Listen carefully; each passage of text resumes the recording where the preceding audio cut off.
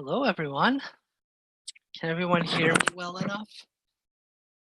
Sound is good? Okay, good. Welcome. And yeah, Carla. Great. I love seeing that hut. It's like inspirational. So good day, everybody. I was about to say good morning, but relative times. Let's go ahead and start out with just a centering, and I'm going to do the Triambakam chant today with that. And then we'll go into our subject matter today. So I'll invite you to take a comfortable seated position. Take a moment to do that transition, closing your eyes, tuning with your breath.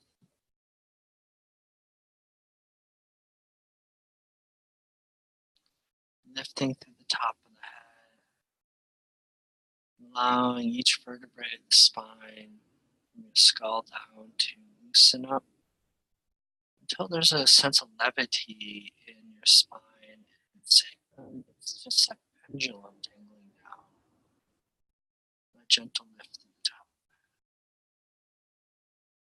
Allowing the shoulders to roll down, hips to settle if you see. Allow the breath to deepen, the inhales to reach down towards the and exhales to pull it back away.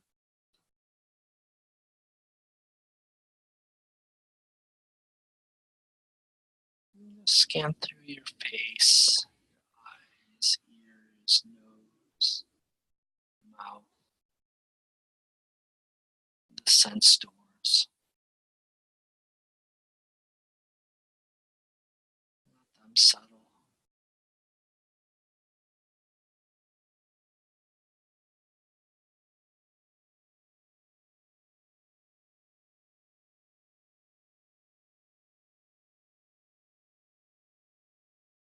And I'll chant the Triambakam chant. This is a level of chant that goes along with Ayurveda in a sense because it speaks about healing and kind of the deepest sense of healing, of becoming one with the truth that is.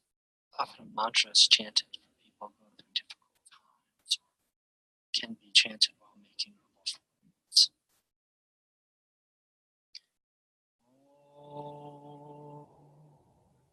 Triambakam yajamahe Sugandim pushtivardhanam Urvarukamiva bandhanan Mrityurmukshiyamamrita. Om Shanti Shanti Shanti. So in translation, we could say we meditate on the three-eyed reality of Shiva, which permeates and nourishes all like a fragrance. May we be liberated from death, and guided to immortality, even as the cucumber is severed from bondage from the tree when it is ripe. Om, peace, peace, peace. So I'll invite you to take that in for a moment.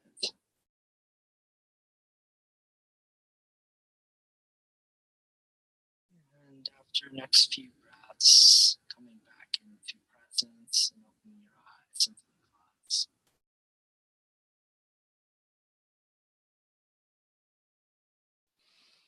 Well, welcome everyone. I've always loved that particular mantra and chant. It's like I said, it's one that's used. We used to chant at like Alandi Ashram. We're studying there. We do kind of like sending our prayers and our blessings to people going through difficult times or needing healing. It's essentially the last line is an interesting one. The Urvarukamiva bandhanam. And so we're talking about Shiva picking up one's soul when you're ready to be picked. And so it has an analogy of the cucumber being picked from the vine, but when it is ripe. So there's a time and place for healing, and that timing is an important piece. And it kind of talks about how Vedic astrology sees things too. Sometimes we find the right avenue of healing when we're ready to find it, and that illness and sickness is something that's not just this obstacle in our path, but it's also a learning experience. It's something that comes up, and one is liberated from that at the right time. When one has learned, when one has grown, and so on. So it's a beautiful idea that is presented. So with that, let's go into really our final class, of full class anyways. This next class is just a more brief talk about working with protecting the head and nasal medications, nausea and stuff like that. Today, this is kind of part 2 of what we were speaking about last week, in the sense that we've talked about Brahmana Langana, Shamana Shodhana, kind of these various ways of thinking about how do we approach Chikitsa therapies. How do we develop a plan for our clients? We had a good thorough discussion of that last time, and then we started kind of going over key things, reviewing key things that we should be keeping in mind to develop a plan. And this week, I want to mainly focus on general management of Vata dosha. So kind of look at how do we really, what are like the spectrum of things that are good to suggest for someone with those kind of difficulties and sense, seasoning, and so on. And one thing I definitely want to get to is Sama Nirama dosha. So that often is a guiding factor if we're going to do an Brahmana Langana approach right from the get-go, right? If we're going to do Santapa or Atama. So that's a key choice if there's Ama involved, okay, and kind of how to recognize it. So I want to go over Sama dosha, but also if we have some time, we can go into Sama malas, the different, how do we fine-tune what's going on through that question and answers of our malas. And then there's other subjects we can get into too. So I had to do a little extra reading on Rasyana, as well as get a little time about Sneha to kind of building using oleation. Okay. Questions, think about homework, about other things that are coming up, kind of relative to the subject, last week's subject, let's say, this week's subject.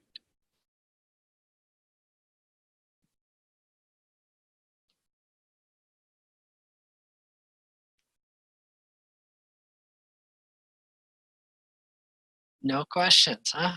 Ready to go. Sounds good. Just to make sure, everyone's, yeah, go ahead.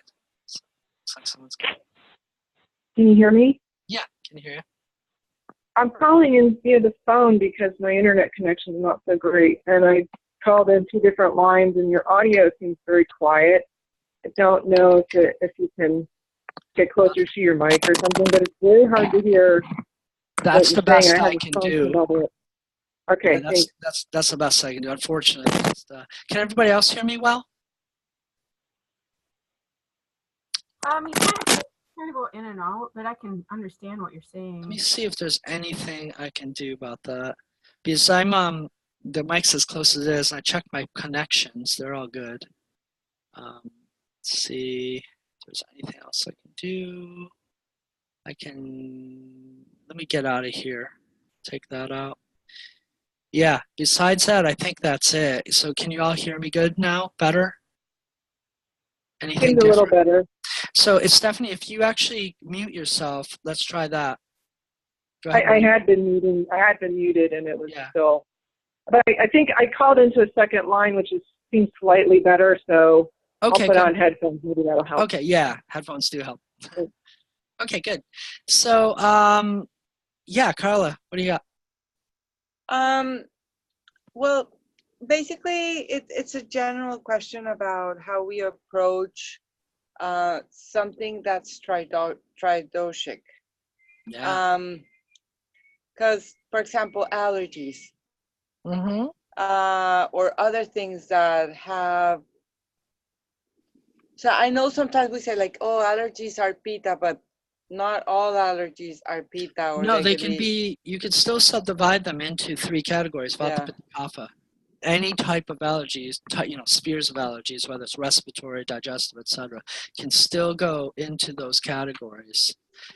And they can also be dual or triple. It's possible, and it can get really complicated that way.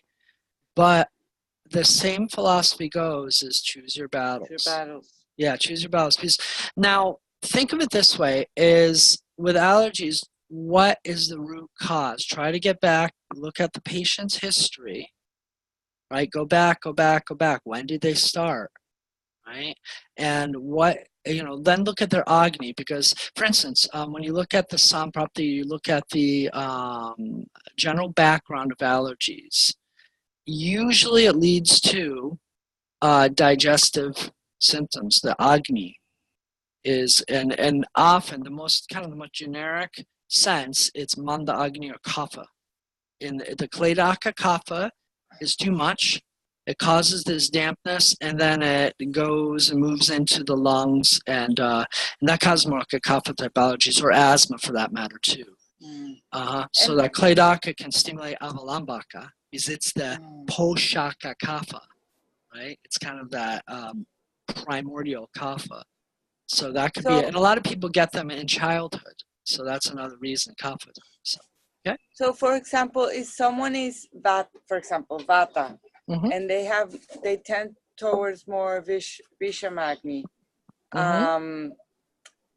But do they have fall allergies? No, like allergies to, let's say she gets asthma. Mm-hmm.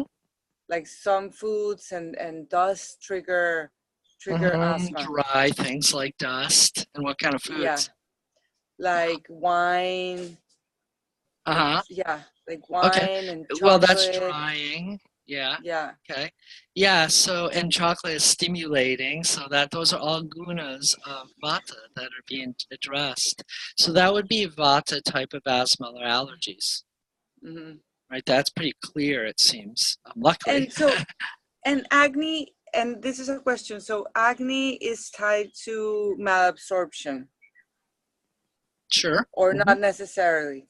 No, it generally is. Yeah. Yes, Okay. That's part of your digestive process. So, yeah. Mm-hmm. Okay.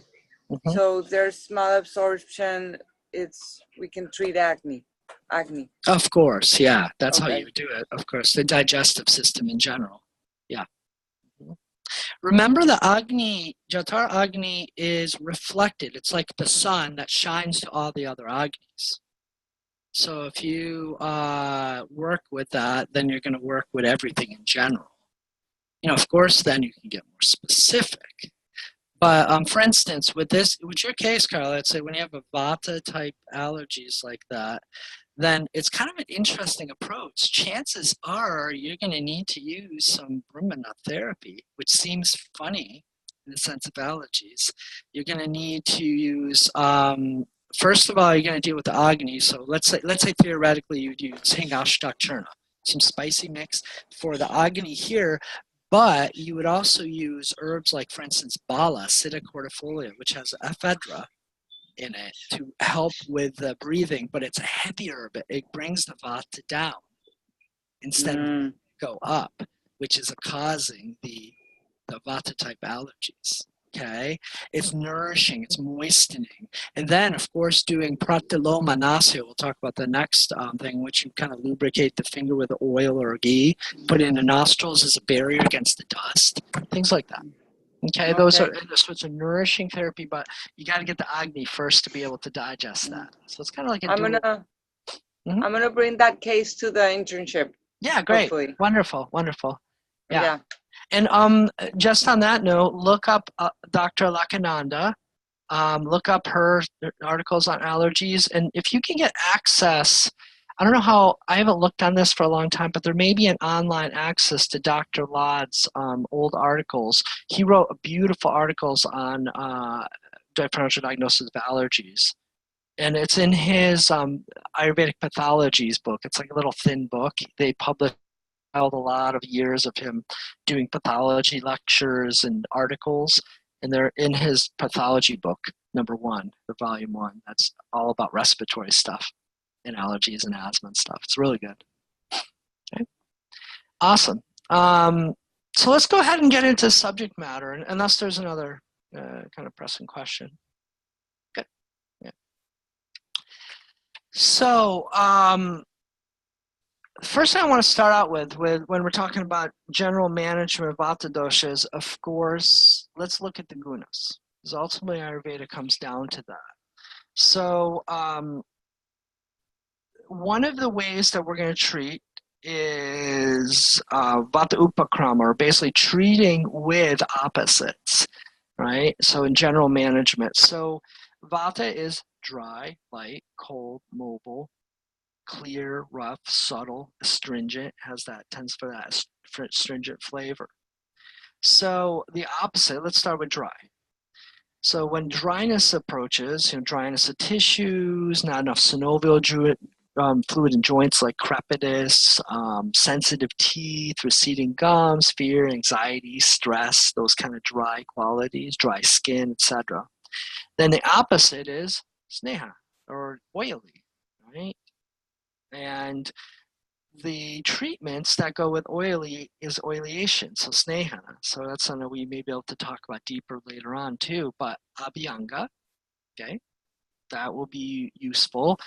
But also internal oleation as well as external oleation. So administering herbs with ghee, or giving them formulas that are in ghee, like ashwagandha grita or shatavari grita, shatavari ghee, things like that. That's a great way to work with that, is actually giving the herbs in the medium of oils or ghees. They can be topical, they can be internal, and one should remember that there's a lot of ways. You don't have to do full abhyanga, right? You can do partial or specific abhyangas, because maybe certain areas are dry, like someone's nostrils. So I have a lot of clients that the skin's doing fine, but their nostrils are really dry. There's a lot of dryness. So that's nasya. Nasya is indicated. So whether you just do plain ghee or sesame oil, or you do a medicated version, it's up to you. But that would be the appropriate methodology. Now, when you have dry, painful gums or seeing gums and stuff, oil in the mouth, right? Kavala, right, is wonderful, or oil pulling, say. How about the ears, right? When there's dryness there, right, then we have Karnapura, right? There could be, if there's dryness in general in the digestive tract, Nabi, you can put oil in the navel, right? You can oil the feet, you can oil the scalp and head if there's dandruff dryness going on there, right? So we can do specific areas. And of course, you can always do topicals on particularly dry skin patches people have, that could be like related with eczema and psoriasis or dermatitis, right? So dry is countered by that, by those various oil treatments, by snehana. Now, next, light. Ungroundedness, insomnia, insecurity, irregular appetite, muscle wasting, kind of lack of body mass, things like that, is countered by heavy, right? So what are some of the things that we can do? Well, you can, of course, eat heavier foods. You can also use oils for that aspect too. So heavier oils. So in that case, oils based in sesame oil is a good example. But you can also use medicated oils. Like, what are some heavy herbs that can make the oil more potent that way? Like ashwagandha. And that's a perfect kind of generic one for Vata. But Bala oil, they have that too. Right? And they have even Vidaria oil. So it's like wild yam oil, and that's great for like women go through menopause and stuff. It can be kind of like the progesteronic oil one can apply in Abhyanga. So those are some of the ways that we can counter with that. Then cold, Okay, so this is when someone presents with like cold hands and feet, stiffness in the muscles. That's a cold quality. Cold can also lead to pain. Also like constriction, so constricted blood vessels, poor circulation, okay? Muscle pain, stiffness, ischemia generally, like when you have soreness in so on muscles, cold. So we use the opposite, warming things. Right? So hot. Now, doing things like svedana in that case is very useful. Doing steaming therapies. So a ginger baking soda bath is a great general recommendation. You put a cup of ginger, a cup of baking soda, that's for a strong one, because that one will make you sweat if you put that much in there, right? And then oleation and then a shower afterwards, a warm shower can do the trick of getting that warm quality if you're using warm oils too. Saunas, dry saunas, if they have a wet coldness, if it's like a damp cold, let's say, because maybe climatically they're living in a humid and damp place, right? In Canada or so, right? If they're dry, then you can do steam saunas. So if they have that dry and cold, you can do a steam sauna. So that's usually people have access to that, like YMCA or something like that, has both of those. A lot of spas or hotels or, health clubs have that. So you can suggest they go to that. Heating herbs, right? Our usual like Deepon herbs or Pachan herbs will do the trick in those cases too. And also a trick or two, of course, or any of the ingredients in there. All right. So far, so good. Everybody following along. Again, there's a lot of it's review, but we're just putting them in the place here. And then mobile. Mobile tremors, shaking, nervousness, too much activity, hyperactivity. All right. People with Parkinsonism too. Muscle tics and spasms, lack of coordination, all kinds of things like the ADHD. We have that mobile quality. And really, we need to look at mobile. A lot of times we see it because of stimulants like caffeine, etc., and overactive lifestyle, just doing too much, right? Trying to multitask. That is mobile quality that gets to us. That's common like lifestyle things that we see, lifestyle deviations. So stable quality. And we can do that by stability and actually meditating, right? Doing activities that are stabilizing, right? Doing asanas in which we hold for some time, right? Sleep, making sure we get enough sleep to counter the excessive mobility that we're doing, right? Rest, naps, yoga nidra, right? Those are some stable things to do. Also, foods that have that stable quality. Right? It's not the common way we're going to do because a lot of those foods are also very congesting. Right? So you have to, if that's useful if they have overactive shrotas, is something that stabilize or astringe them. Now, stabilizing herbs that tend to also have that heavy quality tend to be pretty stabilizing too. Like an example is kapikachu or makuna. Right? That's one. Bala, ashwagandha all have that. Almond milk is really good for that. Zinc, calcium is good for that because those are minerals that create bones, which are very stable, right? So those are some things. And then things like valerian, tagar, so if you have a racing mind, if they have insomnia, have a racing mind, that mobile quality, then given herbs that are the opposite of that, jatamumsi, tagar, valerian, things like that. Then we get into, now, the next four kind of gunas of vata are the ones that we often think about less because they're not as obvious. If you look at like dry, light, cold, mobile, those are the most common, right? I mean, that's when we think about that, it's like sort of the ones that come up most often for us. And I like how this is organized. My notes are organized in this way in the sense that now we kind of get into the ones that are a little harder to perceive. So clear, for instance. Clear is seen kind of like feelings of emptiness, voidness. It could also be insomnia because there's too much clarity in the mind. The mind won't dull to go to sleep, right? I've seen clear guna happen for a lot of people that practice or are in meditation retreats or doing too much practice. Their mind's so lucid and clear, they just can't sleep. I mean, this could be a real problem. I've worked with a lot of people coming off like long meditation retreats and like they just can't sleep. They have terrible insomnia and so on.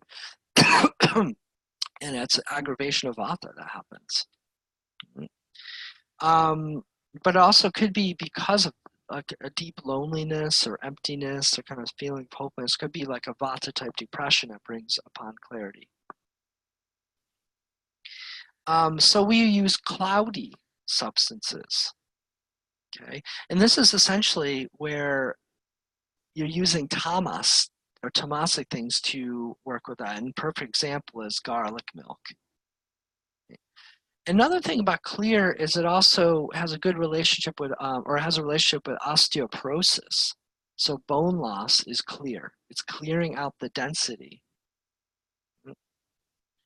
So, using things that kind of thicken the tissues, thicken the, let's say bone, make it stronger, more dense, let's say.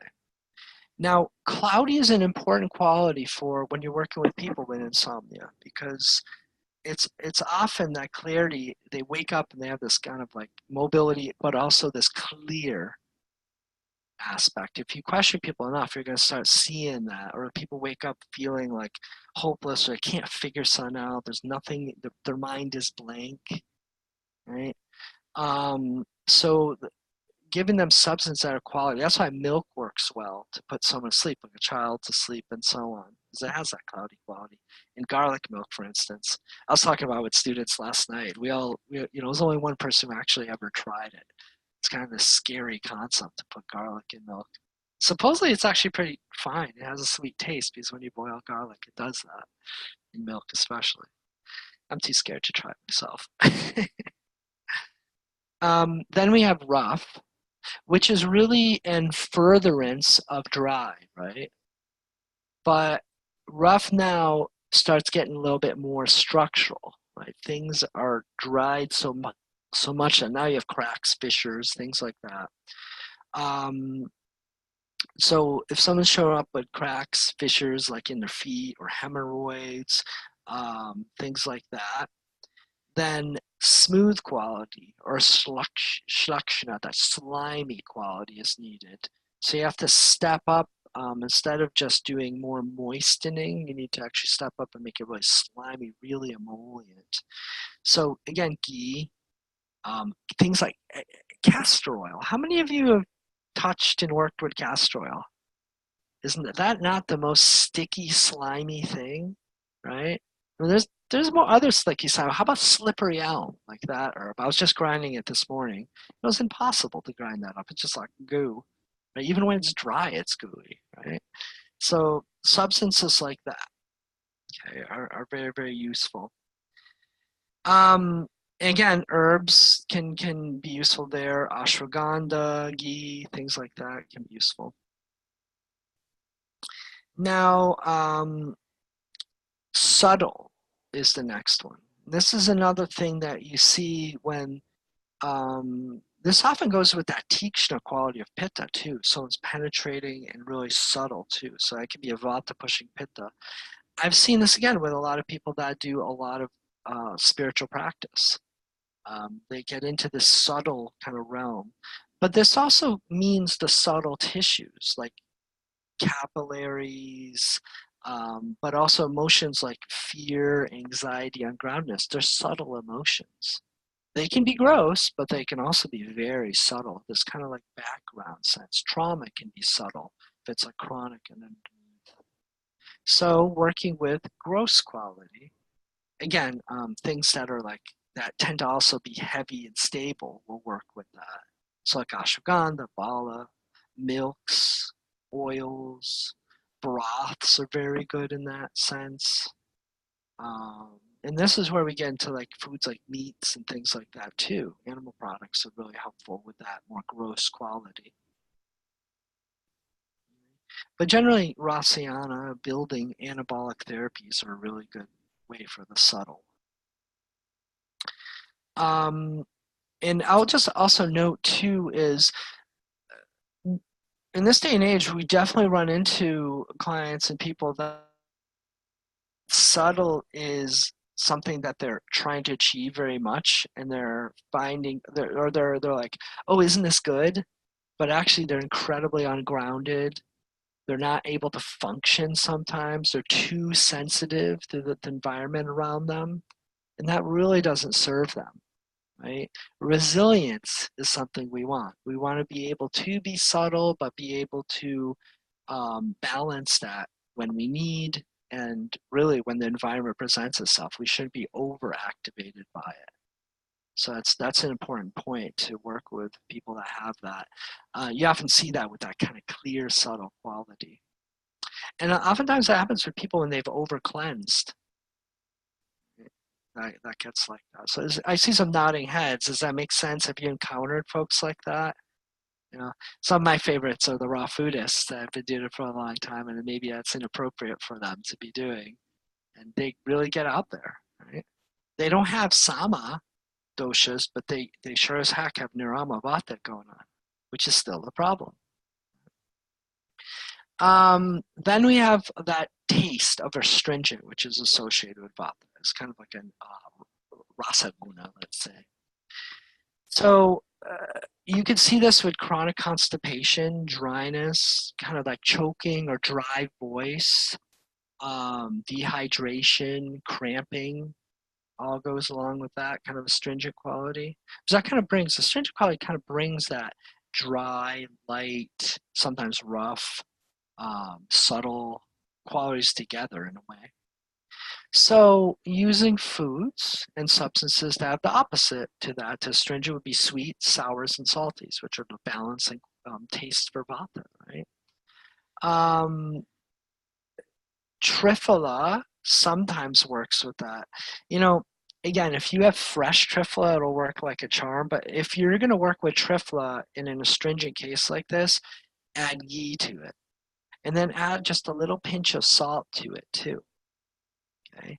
Because salt will hydrate, will hold in water, and ghee will be an emollient. And then you add triphala to the mix, it makes a lovely substance. I have a couple clients that, and yesterday we were looking at certain cases where triphala just does not work. Like one of the best cases where triphala does not work is menopausal women, because they do have a lot of dryness, and it tends to be in the area of apana, right? Dryness vaginally, dryness also rectally. And triphala is dry powder. And, you know, often people don't really soak it for that long before taking it, and so on and so on. And it's often aged by the time we get it. It's not very fresh fruit powder. So adding ghee to it, like I said, adding a little bit of salt will help solve those problems. Right? Or just using haritaki, one of the ingredients of it will be even better. Licorice, adding that to it, and a marshmallow, all these things are all useful for that case. Questions? We went over the gunas. I know it's a lot of review, but any questions about that? Like, for example, in the triphala you mentioned, if we have the churna, we can just mix it with ghee without boiling or anything. Yeah, absolutely. Absolutely. Okay. I mean, you can also give them triphala ghee that's already pre-made. You know, So what would be como, why would you indicate for someone to, like, for example, do a decoction of triphala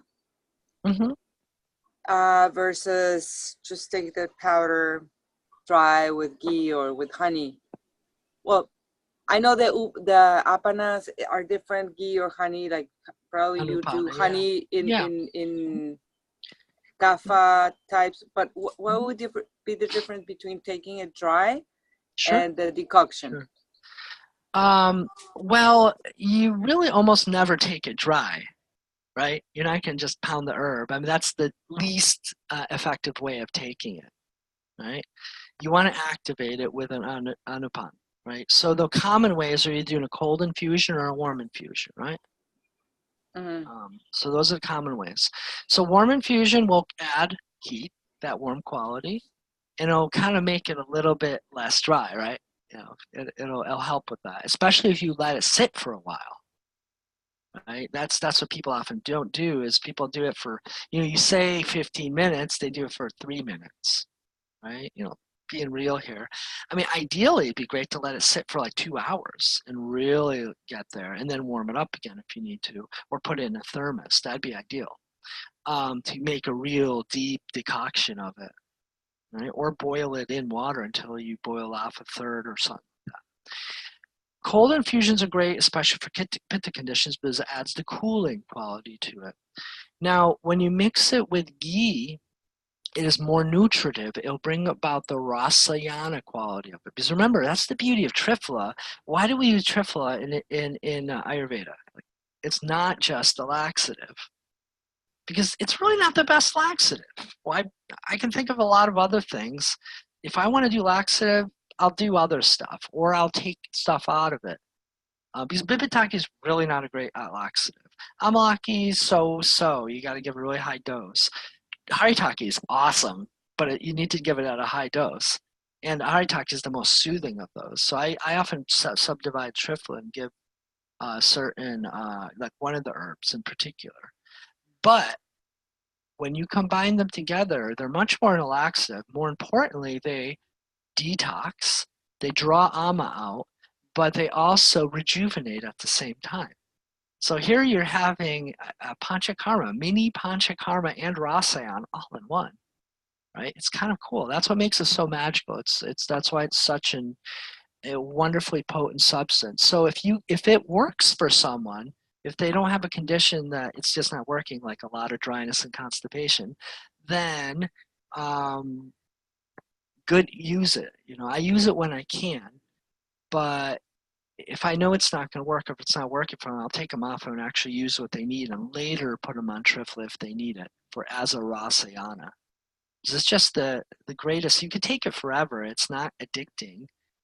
Which is great. So if it works for them as a gentle laxative for when they need it, then you can decrease the dose and just keep it on as a rasayan. It's great. So when you mix it with ghee, it has more rasayan qualities, but then it gets more emollient too. So for people with dryness, that'll help. But there's better things, right? I often, like for instance, if I deem that someone does need that rasayan, I'll mix it with licorice or slippery elm, and then maybe give it with psyllium, or give them with, maybe if they really need to go poop, I'll give them rhubarb basana a little bit with that. Okay, that will get them going.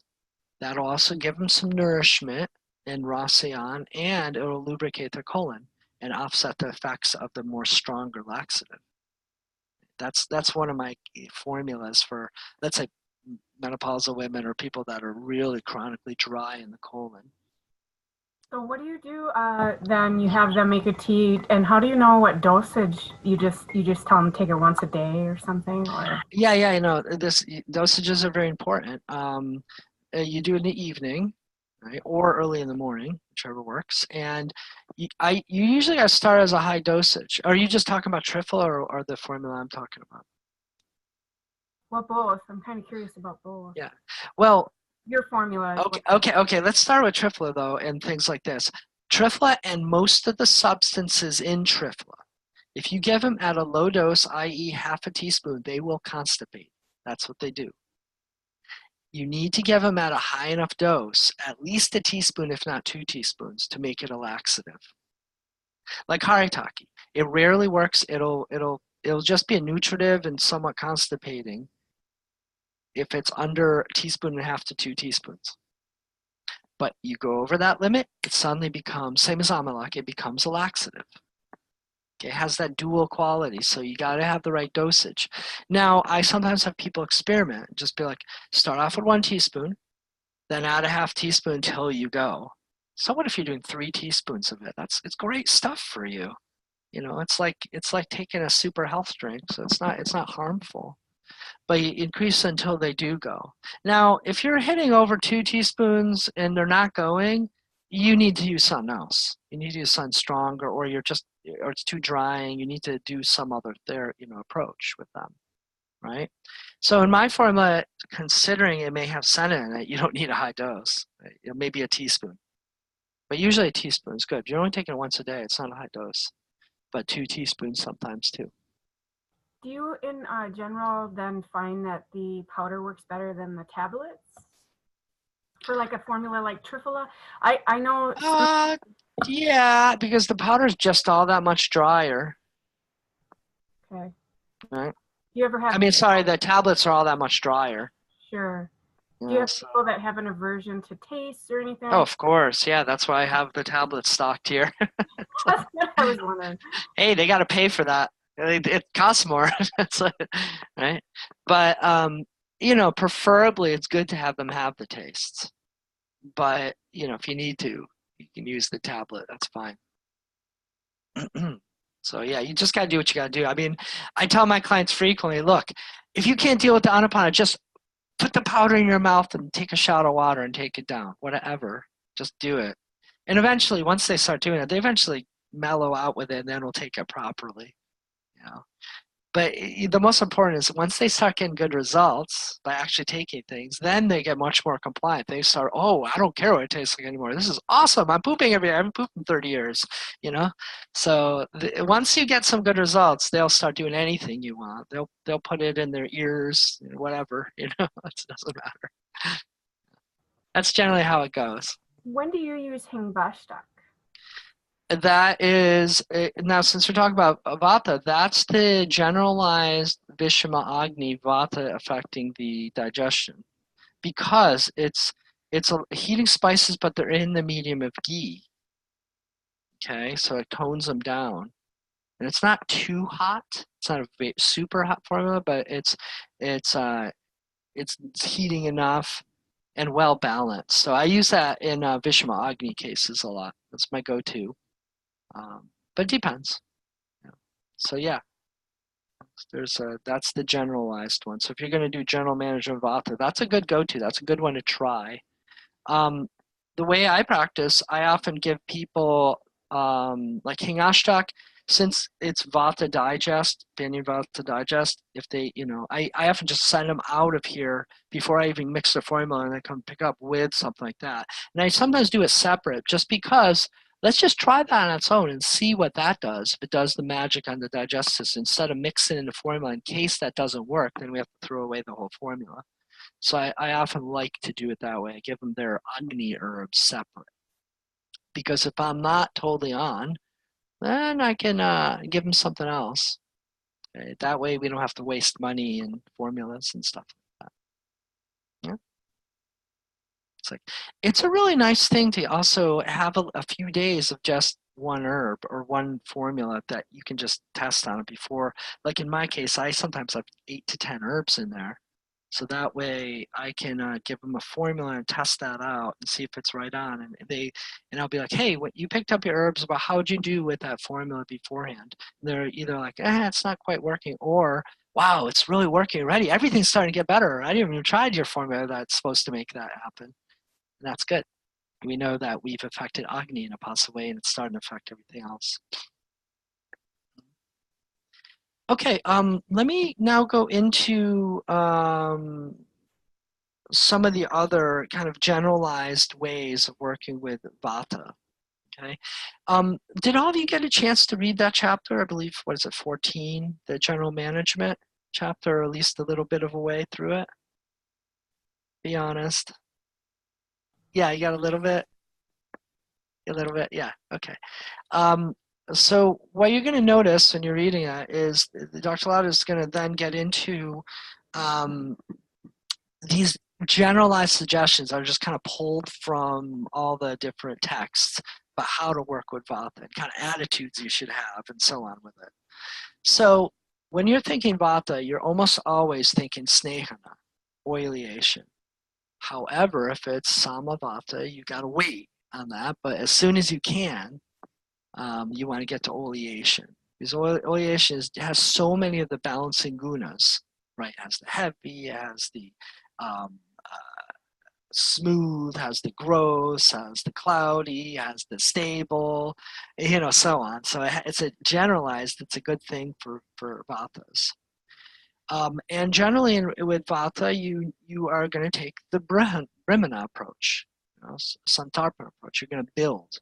Vatas need building because vata is catabolic, right? Same as pitta. But they're ama first. Okay? We'll get to that in a little bit. Even if you can't do a full body abhyanga, you could still, even with ama, you could still like oil the feet, you can oil the head as long as there's ama there, right? So you can still do some oleation. Even if it's oil pulling or oil in the ears or oil in the nose, you can still do some even with ama, okay? Now, one can still, even with ama, you can do ama reducing oils, which are namely Mahanarayan oil or Vishwagarbha Thailam oil. Thailam means oil in Sanskrit. Mahanarayan does burn ama. Now, you're also going to think about svedana, steaming, right? And I say steam heat or steam saunas more than dry saunas because dry is the vata quality, okay? Now, if someone has ama, they may need to do dry saunas, and once the ama is clear, they can switch to steam saunas. You all follow me with this about how I'm doing those fine line designations? So in general, steaming is good, but you just got to know which one to do, right? Which format, and it's by gunas. Of course, the general foods for vata are going to be sweet, taste salty, and sour tastes, right? Again, if ama's present, you may need to do a little bit of the pungent and a little bit of the bitters to clear it, but then you change over, right, to the more vata reducing supporting diet. Another one of the generalized suggestions for vata is what's called vastan bandha. That means local immobilization, wrapping. So if someone has an injury, which injuries are almost like vata involved, you bandage it, you compress it. That's part of first aid, right? Now, that isn't just for injuries, however. If someone's having a lot of fear and anxiety, isn't it nice to get a hug? Isn't it nice to be wrapped up in a blanket? People naturally do that. So that kind of thing, wrapping them up in a blanket, containing them, that's why, what's one of the best things to do with babies after they've been born? Swaddling. The hospital even provides you with the swaddle blanket, and the nurses will come and teach you that. It's vata management, right? Being born is pretty vata aggravating, right? So, and giving birth, same thing for the mother. An Ayurvedic recommendation is wrapping the abdomen to help contain that empty space. So bandaging, okay? One thing I'll mention, this is kind of funny, is trasan. I always get a kick out of this, shock therapy, okay? Now, this isn't using opposites to balance. This is using similars to throw it back into balance. And this isn't something we normally do, but some of you may have had experiences with this. The idea here is if someone's really like hysterical, like really going through things, sometimes you have to do something really shocking to get them out of it, to snap them out of it. I've had to do that sometimes with people in the sense that I remember in India, someone I knew was really in shock, like they're just out of it. They couldn't move, and we had to catch a train. And I was like, I sat in their face, and I was like, I'm gonna leave you, and you're gonna have to sleep on the floor here, right? It's not the kindest, soothingest thing to say, but there's nothing else that would work. They snapped out of it. They stood up, and they went on the train with me, right? It brought the vata down by kind of stimulating, right? So sometimes that's necessary, and when people really have a high vata nervous system, that can reset it, okay? So know that Ayurveda does use those kind of rebound therapies. it's not the conventional thing to do, but it's good to know about that because you're going to see that on lists. Yeah, I have a question about the dry quality. How would you treat something like a chronic dehydration? Like somebody came to me and she said, I always have pruned fingers. I always pinch my skin and I'm dehydrated even though I drink water. Mm. How do you treat something like that? Well, it's Ambu Bahashrota's issue, right? They're having some sort of water system thing. These aren't the easiest things to treat. I've had a lot of difficulty with that. I've had quite a few clients actually have come in with that. There are herbs that address that, like bakuchi, balataka, and things like that. They're hard to get. They're not really common. I find that anti-diuretics or stuff like that and stuff are really not that easy. The horsetail and other herbs are like used in that. Ugarsi's even use that. But the first common Ayurvedic suggestion is this: boil your water. Boiled water is more assimilatable. Next suggestion is electrolyte solution. Get a proper assimilatable electrolyte solution. You have to play around sometimes. I mean, like for a hospital, they basically just put sugar, some sort of sour substance, lemon water, and some salt, mineral salt. So you get minerals, you get glucose, which is sugar, best way, just simple sugar. You can use natural sugars too. You need the glucose.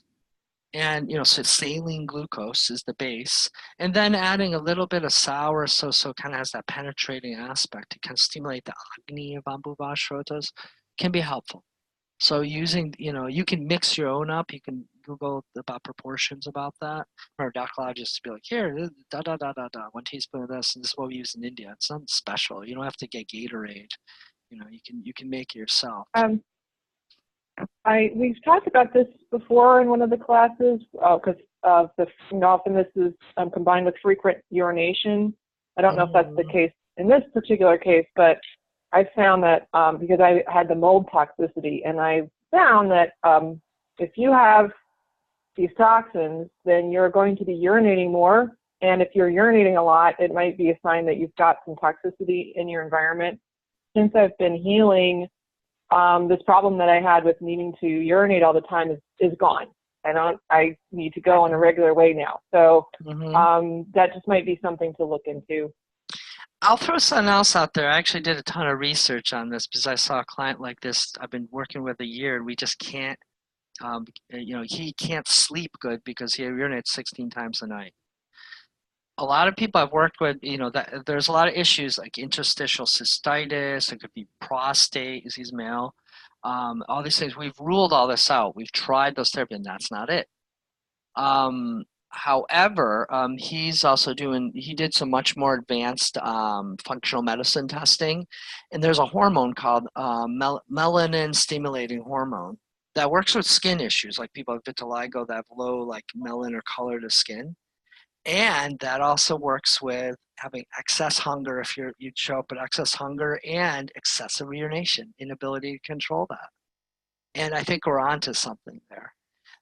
Now, what's cool is a lot of herbs in Ayurveda have actually been researched more for the skin combination of this, but still they all have that effect of being antidiuretics. So it's something I found yesterday. I'm like, oh, that's so cool. Bakuchi is a big one. Again, it's not a common herb. I've never actually heard anyone use that in any formulas.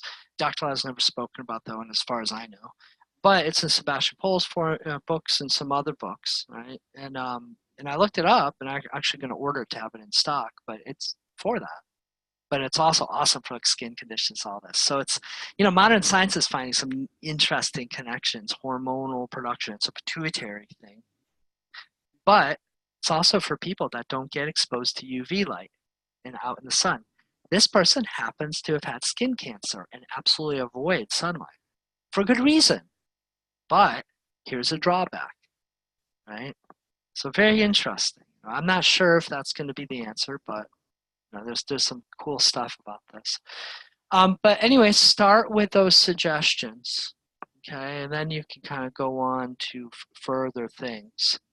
And like I said, it's not the easiest case. It's a more specialized field, urology and Ayurveda, let's say. But generally, those work. Those suggestions for those kind of cases. Let me go on with a couple of things for Vata.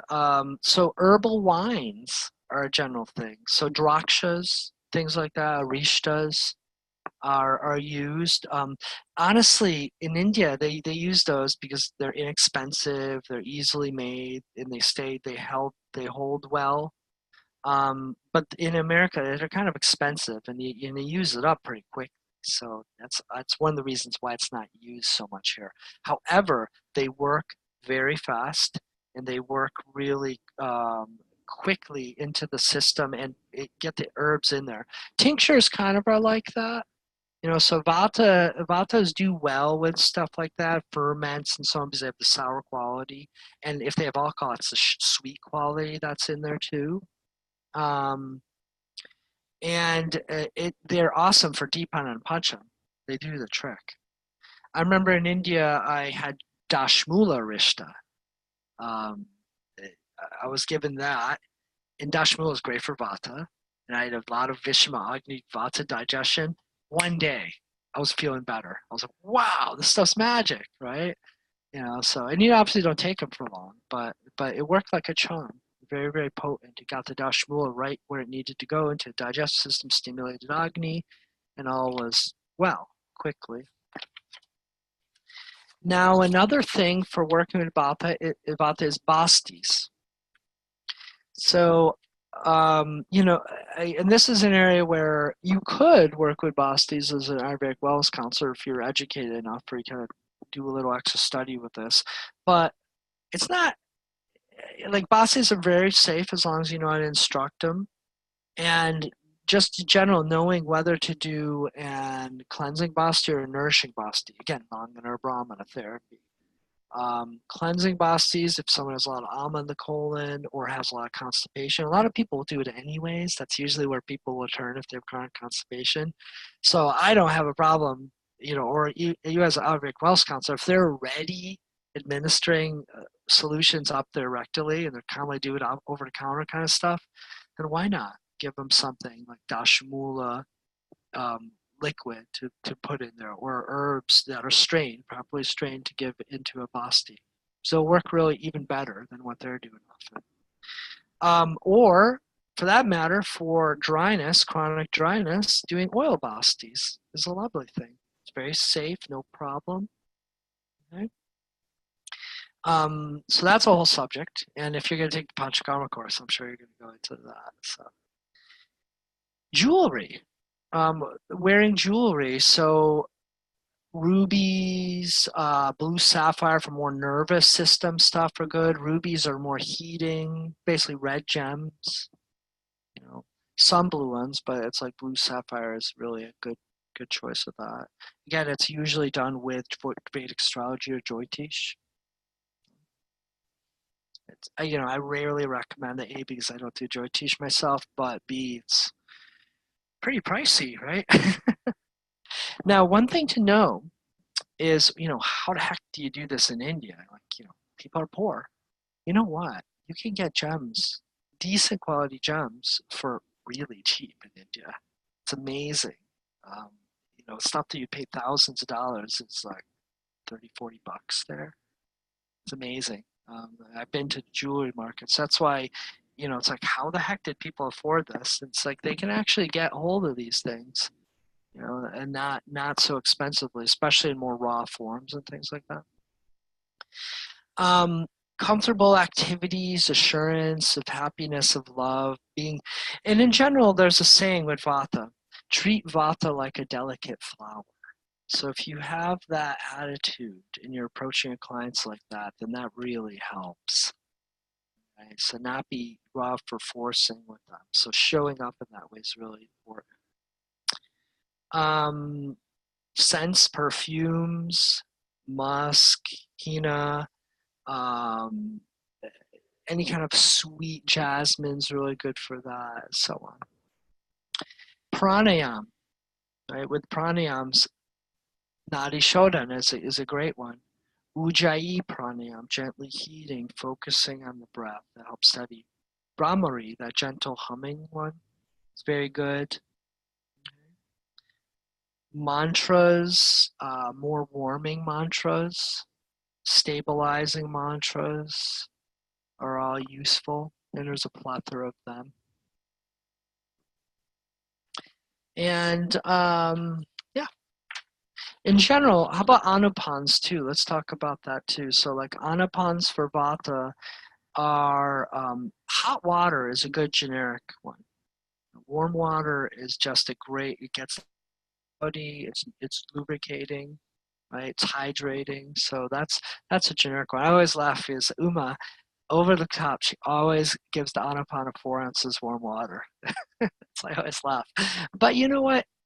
If in doubt, give them that warm water, and it's generally the best way to work, and it's just a general potassium because almost everybody has some vata issue to it, so it's not going to be harmful. Ghee, of course, is very good, especially if they don't have ama. If you're going more for the brahmana, ghee is a fantastic. Honey is a good choice too. And it really carries it to the nervous system as well as respiratory tract. Dashamula tea, you can use that if you want to put the dashamula outside of formula, or use that as just a general, what they call a dosha pratyanic herb. So dashamula is, it's kind of like, the magic bullet for vata. If in doubt, just give them dashamula and things start getting better. It's kind of like triphala, but this is for the vata. Questions? That's an overview. When you read the chapter, you'll get a little more finer details, but those are just kind of a plethora of different Chikitsa suggestions and ways that we're going to be thinking when managing vata. Okay. Would you like me to talk about Samavata and Niramavata right now? Yeah. I'll break it up instead of doing that all at once. So besides the regular list of signs and symptoms of ama, right? We should also look at like what's vata aggravation going to look like? What are some of the more subtle differences between vata with ama or vata without ama? Let's start with constipation. When you have sama, there's going to be more, let's say, chronic, more stubborn constipation. There's probably going to be bloating involved. Which one in Nirama? Sama. Sama. With ama. In both cases, you can get constipation in sama or nirama, right? Because that's kind of something that goes along with vata. But with sama, you're going to have much more stubborn constipation. People will be complaining about for longer. And there's probably bloating involved. There may be difficulty in pushing it out. Now, that type of constipation will often go along with dry skin or with some sort of rashes or things that are starting to go about, because that's toxicity trying to get out of the body through the skin because it can't get out through the colon. Okay, so you're going to see that correspondence more likely. Whereas with nirama, the constipation will be minor. Okay, they may miss a day, but when they go, it's okay. There isn't too much straining. Maybe dry and hard, but there won't be much of the other things along with it. Probably won't have any skin condition or anything like that. In sama condition, the agni is probably going to tend towards that vishama manda, that lower agni. Okay, whereas with nirama vata, they may have an irregular appetite, but they usually won't complain about too many actual digestive complaints because there'll be a dryness quality, which is good for agni, right? It'll be more that erratic appetite or irregular eating that you're going to see, but without any like manda kind of complaints or kind of indigestion complaints. Almost always indigestion is going to have an ama quality. You need to think about that. Now, samavata is going to show up in more kind of the stupor in the mind, kind of like fogginess, brain fog. That's Vata with Ama, as in a mental characteristic. Whereas if someone has Nirama Vata, they're actually going to have that clear quality. They may have too much of it. They may have some insomnia. They're kind of clear, but they're kind of just ungrounded in that clarity too.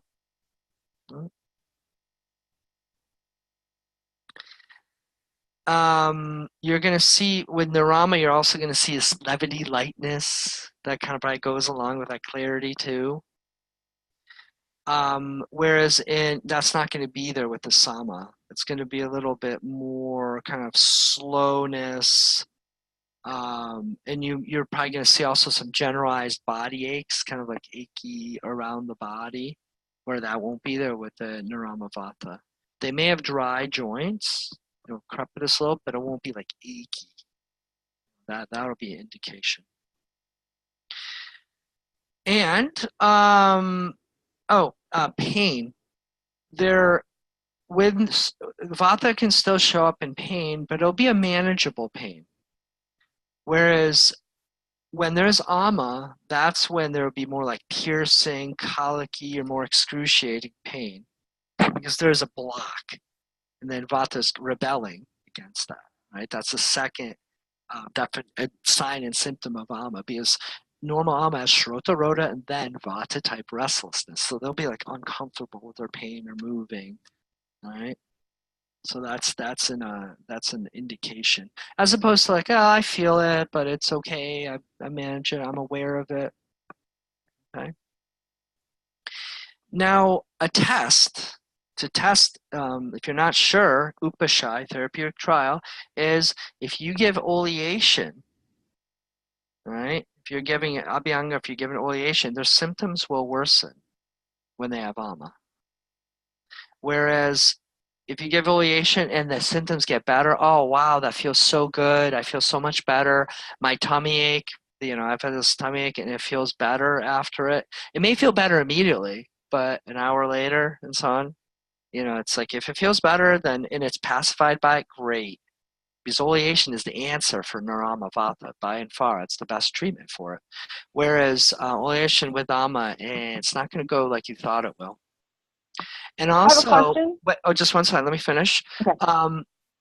Sama Vata will get aggravated on cloudy and rainy days.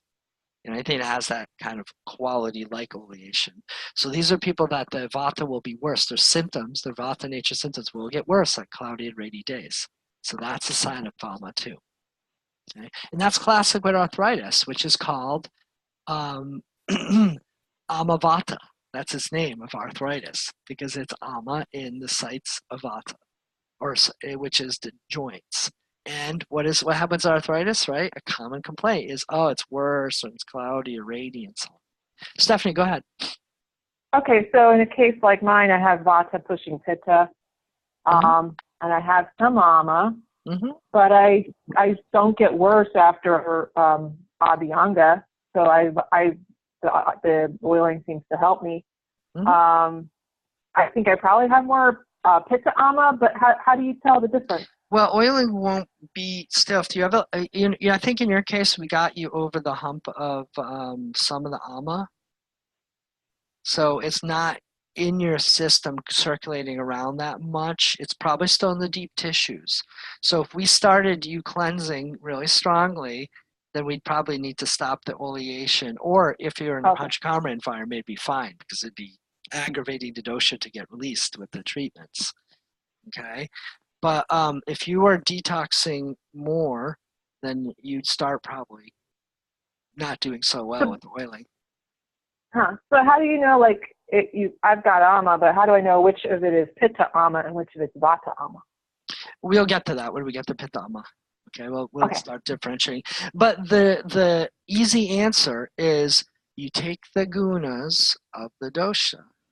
You take the gunas of Ama, you put them together and see what overlaps, and then what symptomology will come from.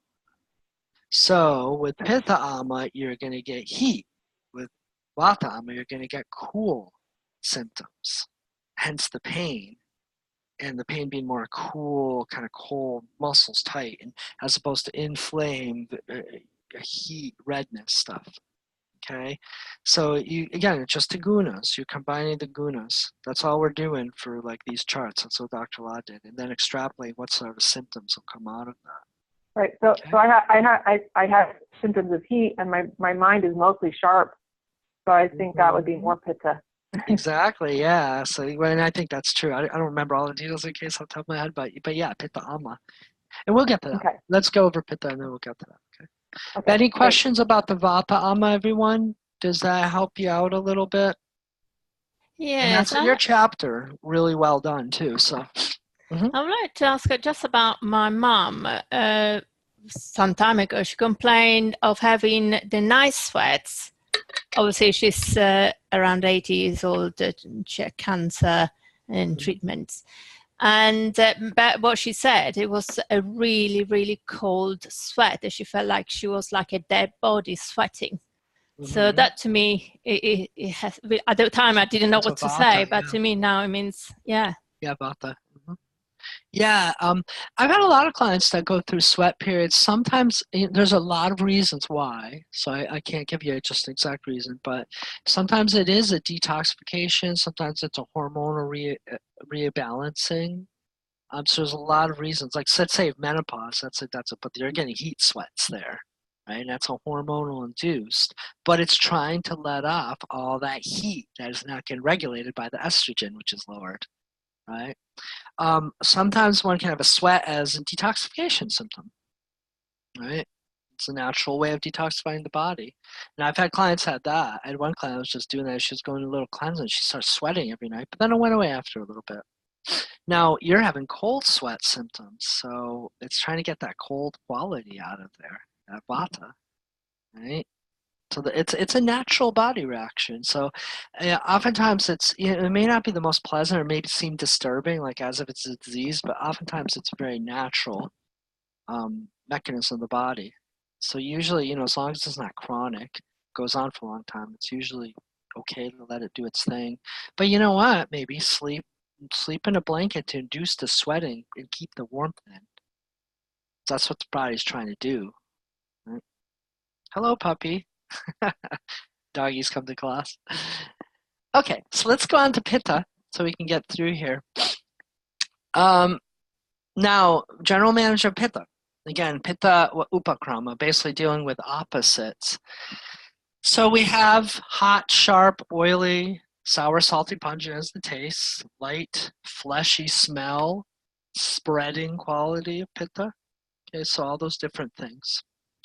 Now, hot with cool. So what are some of the things? Well, cooling herbs and cooling substances. And this is something that where we start distinguishing with pitta is obviously the cooling herbs are obvious, right? That's heating herbs are for vata because of to balance that. But what kind of substances? Usually you see that in anapanas. Ghee is great for both. Because ghee is not super cooling. It has a cooling aspect, but it's kind of neutral in that aspect. However, it's lubricating, which is nice for vata. For pitta, it depends. If someone has too much of spreading or oily quality of pitta, it could not be the best thing for them. That's the thing about pitta is dichotomies, right? It has heat and water.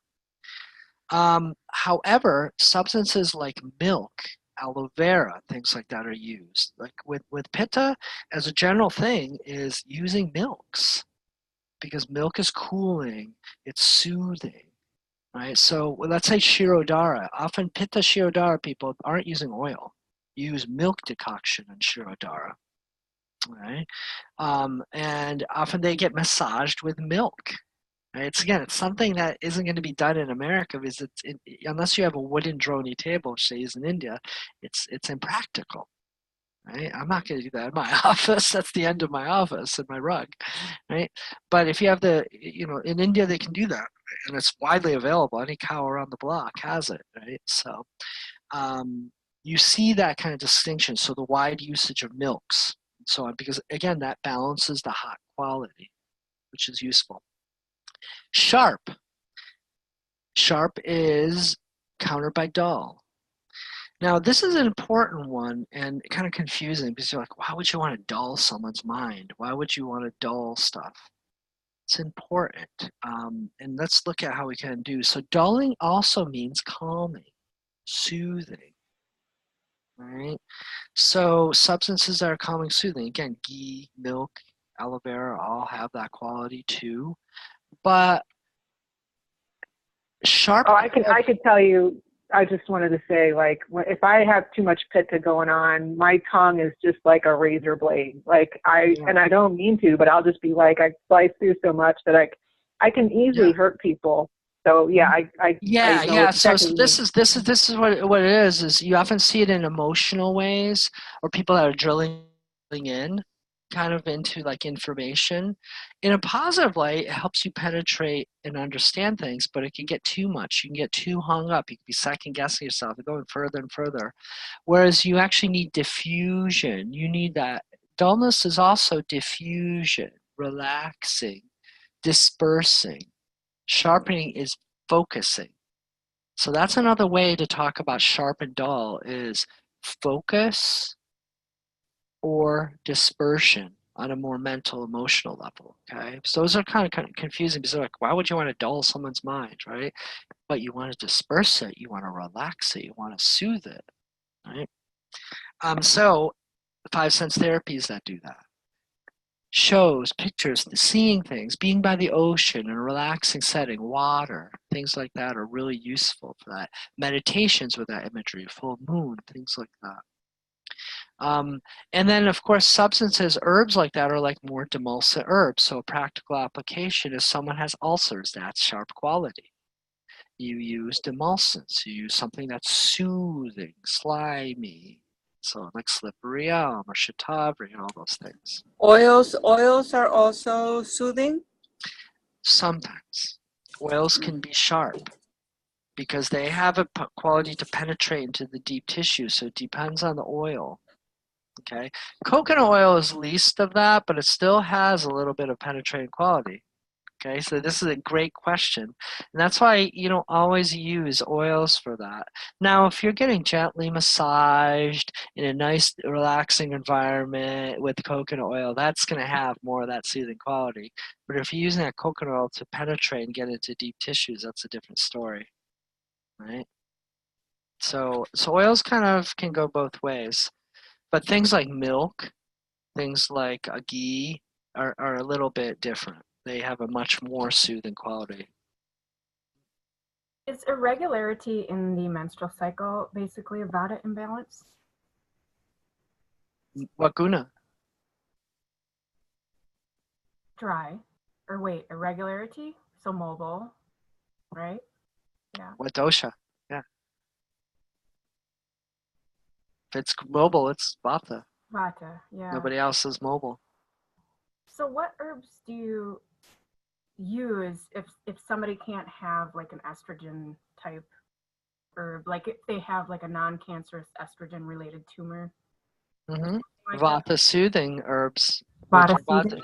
which is ashwagandha, vidari, and all those kind of things. Mm-hmm. There's a lot more, but yeah, that's. For example, could we go more into like the differences between like milk, yogurt, and buttermilk, and what are they for? Like if it's more for vata, pitta. Yeah. So milk, it's the whole substance first. It's without being acted upon. Why would you want to act upon milk is really the question here. Yeah. So why would you? What benefits do you get from that? So you can make yogurt out of milk. Right? You make butter or ghee out of milk first. That takes the fats out, and you're using basically the fat of it. That's what you're looking at. Okay, the clarified fat. So that gives it more of a penetrating quality and a layering quality, like a soothing quality on that with the milk. And emphasize that as ghee is. Right, so you plaster it on. It'll soothe things. It'll cover tissues. It'll stick to them more like that. When you get yogurt, that's sour. It's a ferment. It adds the sour to the milk. Okay, so you have cooling, but now you have sour, so it's a little bit more stimulating to digestion, and that's further stimulated by buttermilk, or I should say lassi. Okay, because lassis are kind of that where you're mixing it down, so it's less concentrated. And the lassi takes out, by making it buttermilk, it takes out a lot of that thick, slimy quality of the yogurt. Okay, that's why you actually don't see yogurt used very much in Ayurveda, because yogurt is like ama. You know, it has that quality. Okay, so you see milk or you see buttermilk, but you don't see yogurt that much. In India, I mean, they do use yogurt in India. They have it, but lassis are more used in Ayurveda. Yogurt's just kind of it's a curd that they make out of it, right? But it is ama inducing. So that's something to keep in mind. So, but it does have the sour quality, which is useful. You know, it's one stage, but it's better when you churn it and make it into the buttermilk or a lassi. It then has much more agni to it, and it has the probiotic benefit, right? So those are the key things about the different substances. Right? I actually just recommended someone to take lassis yesterday.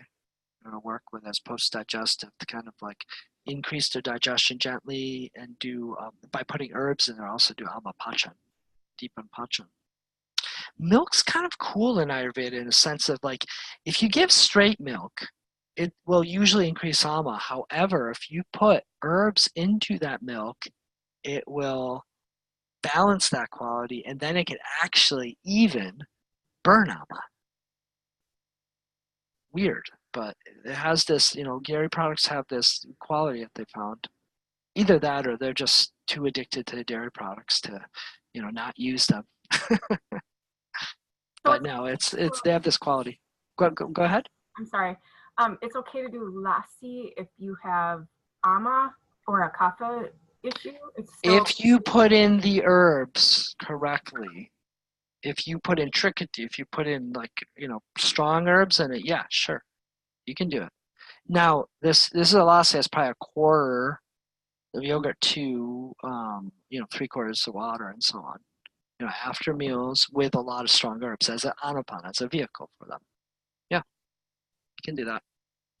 It's like, you know, it may be one way of getting into people. It may be better not to. Depends on how much ama. If it's light ama, that's fine. But if it's really strong, I wouldn't do that. I would just stick with the herbs. But you can.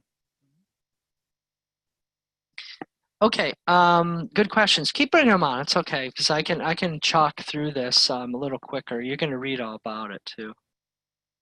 So oily quality of pitta. Okay, now that's going to show up a lot with people that have difficulty digesting oily foods or fried foods because of stagnant bile. You know, people that, you know, have had like gallbladder surgeries or on their way to it. So basically treat with non-oily, okay? So stuff that will dry out the oils here. So this is, now we're stepping into that dualistic realm of pitta, right? You know, we went from this hot, sharp, which is Agni qualities, to now oily, which is not Agni qualities, right? I mean, it does have, Agni has a little of that because it's in a base of water, but it's not going to stimulate Agni. You don't put oil to stimulate Agni. You give a little oil to fuel the Agni, but not much. So you need, if someone has excess oily quality, you have to use something to cut through that oil. Often deepen that punch into herbs that won't aggravate pitta. That's where CCF comes in really good. But also like fresh vegetable juices are good. Right? They help to burn through the oil to counter oil. Just eating vegetables in general is very good with that. Cilantro juice, things that will kind of like suck up that hydrophilic substances. It's like things, or sorry, like astringent substances will be useful in those cases too. And that's the thing, is where you don't want to give internal external oleation until that balances out. So that's something to keep an eye on. And that's something we're always looking at is like, is the condition oily or dry? You know, and how far oily, but how many of you have encountered people that have that excess oil quality? It's not the most common thing, but it happens. It happens. You know, again, people that are prone to like gallstones or gallbladder surgeries, things like that. And now sour, salty, and pungent is countered with the pitta taste, bitter, astringent, and sweet. Right? So those are things we'll do with that. Then light quality of pitta. Okay, that's again more in the fire element there.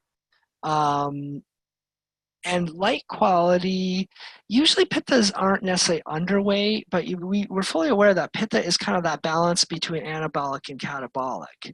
If it's more fire to it, it's going to get catabolic. If it's more water, it's going to get anabolic, right?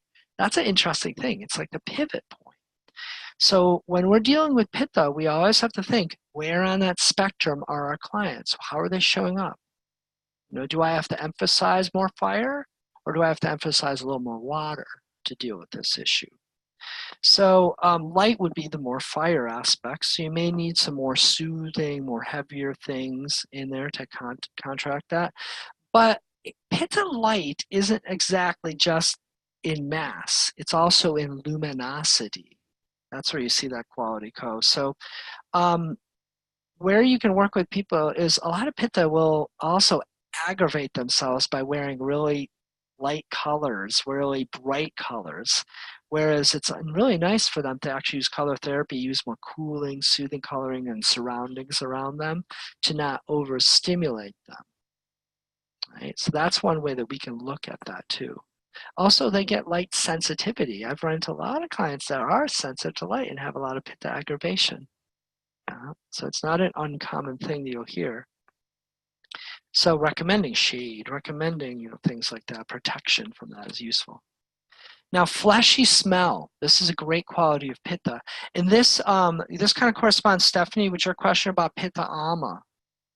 So when you ask about sweat, when you ask about urine, when you ask about feces, one thing is you're asking about the odors. Now, if it's kind of fleshy, fermented, that's pitta. That's pitta ama. That's a great sign of that. Okay, or when they open the tongue and you notice they have this bad broth that's like this, this fermented kind of sour, that's pitta. That's that fleshy smell. Right? It's weird, it's a poor translation, fleshy smell, but that's what they're talking about. And they have that strong BO that's like really, sour, kind of pungent. That's pitta. That's fleshy smell. That's what they're talking about. Okay, so for that you can use scents that are gentler, right? Like sandalwood, rose, jasmine, lilac, all kinds of those scents, or like aromatherapy just to topically cover it. But you do have to deal with that ama. Usually that'll present with that. And then spreading quality.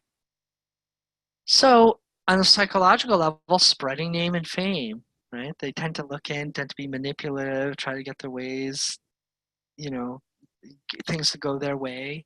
But also that comes with that oily quality or that spreading of skin rashes and so on. That's where spreading quality we often associate with like rashes or diseases that have that kind of, they're subtly spreading through the body, right? And that's what gives that, prasara aspect of pitta. That kind of mobile quality, instead of just vata pushing it. If it's not vata pushing it, it could just be pitta itself spreading. So even though vata is a control movement, pitta has some movement quality to it, but it more creeps and spreads as opposed to moving around like vata does.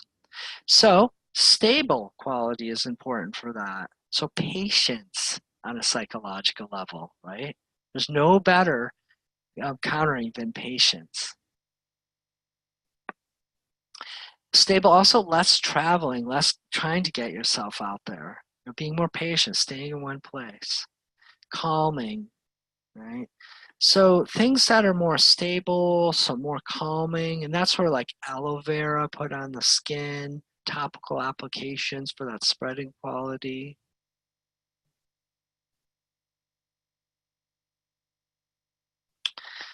Now going into more general stuff for Pitta, intake of ghee. Ghee is just as generic panacea, but depends if this is a person with oily quality, excess oily quality. If they have that oily spreading quality, you may want to be careful with that. Ghee is really the most benign of the oils for them, because it has a lot of good benefits to counter. But it's not too hard to get over oily though for people. Like if they're eating fried foods a lot, if they're using tons of oil in their cooking, right? And then you're adding ghee to the mix, not a good idea. Oleation with cooling light substance. So coconut oil, it can be kind of heavy, so it just depends. If they have that lightness of pitta, then that's okay. But sunflower oil is nice because it's a very light oil. That's a nice generic one. It's relatively tridoshic too. But if they have a lot of the heat quality, then that's where coconut oil will come in because it is cooling. In general, purgation, right? Moving the energy of the pitta downwards and out through purgation is awesome. Now, it doesn't mean you have to do full panchakarma style of purgation and poop for 10 hours straight. Doing a little trifla, doing a little amalaki, right? And gentle purgatives. Isabgal, psyllium husk. You can use that. That's gentle, soothing. Purgatives can be used too. Oftentimes when we say purgatives, we think, oh. But basically, sweet cooling substance. Milk is a good purgative for pitta. Pittas already have a default to it, to loose stools. Sweet, bitter, astringent foods, gentle scented perfumes like we were talking about. Wearing flowers, right? So this is something to think about, is wearing flowers. Like if you're in a tropical area that has flowers, and a lot of countries or cultures, you see like women especially wearing flowers in their hair, garlands and all this. In India, every market, every morning, you're going to find garlands not only for puja, but to wear on yourself. And they use those principles. So, rose, jasmine, flowers, there's a whole variety that's out there that are nice cooling. Color therapy, wearing more like blues, greens, off-whites, for pitta is useful. Gemstones, pearl. The pitta gemstones tend to be a little bit more on the more affordable side. So like pearl earrings, pearl necklaces, coral. Even though it's red, coral is actually really good for calming pitta. Amethyst, aquamarine, things like that. Ointments and herbal pastes. You notice a lot of, like, if you've been around like Indian culture a lot, you see people put sandalwood, that white kind of covering here. That's for pitta of the mind, for sadhaka pitta also. Right? That's one of the main reasons why I do that. So putting that on, using your paste, dusting with sandalwood or cooling substances is another way. Right? Using rose water, using misters. Right? That's another good way of getting cooling quality of pitta in there. Rosewater eye drops, things like that. As far as an attitude, I always love this with Dr. Lod. I try to remind people around me if I'm getting a little aggro, let's say with pitta, to do this too. But having loving, sweet, yes-saying friends. That's actually in the sutras too. But basically, what are we talking about here? Providing a psychological atmosphere of agreeability, soothing, calming, okay, not combative atmosphere. And that's important. When you have a pitta client and they're pitta aggravated, where are they living? What's their home like? What are their friends? What who are they hanging around? Because pittas, it's easy for them to get drawn into arguments and competitiveness. It's like so tempting. It's alluring, especially if the pitta's out of balance. right? As opposed to people that will be aware of that and especially not do that, right? You obviously don't want it to become a manipulative situation, but nonetheless, if people can have that attitude, they'll help soothe things down and calm it, right? I have a question about rose water. You had mentioned you do rose water in your eyes every morning.